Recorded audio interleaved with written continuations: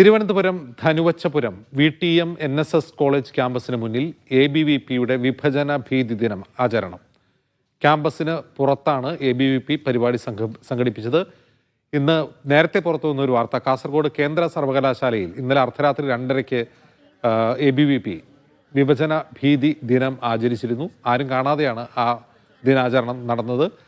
വ്യാപകമായി ക്യാമ്പസിൽ പോസ്റ്ററുകളും ഒട്ടിച്ചിരുന്നു. ഇതിനിടെയാണ് ഇന്നലെ കാസർഗോഡ് ജില്ലയിൽ തന്നെ ABVPക്ക് സ്വാധീനമുള്ള മറ്റ് ചില കോളേജുകളിലും വിഭജന ഭീതി ദിനം ആചരിക്കും എന്ന് ABVP അറിയിച്ചിട്ടുണ്ട്. ഇതിനിടെ Thiruvananthapuram Dhanuvachapuram VTM NSS college ക്യാമ്പസിന് മുന്നിലാണ് ABVP വിഭജന ഭീതി ദിനം ആചരിച്ചത്.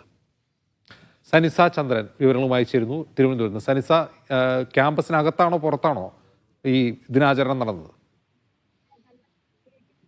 കോളേജിന്റെ പുറത്ത് ക്യാമ്പസിന് മുന്നിൽ വെച്ച് കൊടിമരത്തിന്റെ അവിടെ വെച്ചാണ് ഇത്തരത്തിൽ ഈ വിഭജന ഭീതിയുമായി ബന്ധപ്പെട്ട അവർ പറയുന്നത് ഇതൊരു പ്രതിഷേധമല്ല, അതിനെപ്പറ്റി പുതുതലമുറയ്ക്ക് ഒരു എന്തായിരുന്നു വിഭജന സമയത്ത് നടന്നിരുന്നത് എന്ന് മനസ്സിലാക്കി കൊടുക്കുകയാണ് ചെയ്യുന്നത് എന്നാണ് പറയുന്നത്. നമ്മൾ വീണ്ടും അവരോട് ചോദിച്ചു, ഇത്തരം ഒരു വിഭജന ഭീതി പ്രതിഷേധം കേരളത്തിലെ ക്യാമ്പസിനകത്ത് നടത്തില്ലെന്ന് SFI അടക്കം ആഹ്വാനം ചെയ്തിരുന്നു. ആ ഒരു സാഹചര്യത്തിൽ ക്യാമ്പസിനകത്തല്ലേ ഇത്തരത്തിലൊരു പ്രതിഷേധം നടത്തേണ്ടതെന്ന് ചോദിച്ചപ്പോൾ അവർ പറയുന്നു അതിനൊന്നും ഒരു വ്യക്തതയില്ല.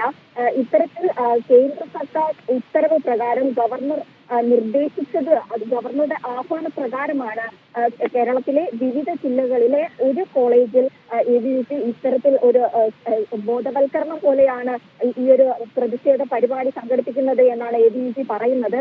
അത്തരത്തിൽ ഒരു പരിപാടി സംഘടിപ്പിച്ചത് വളരെ സമാധാനപരമായിട്ട് ആയിരുന്നു ഇവരുടെ ഈ പരിപാടി.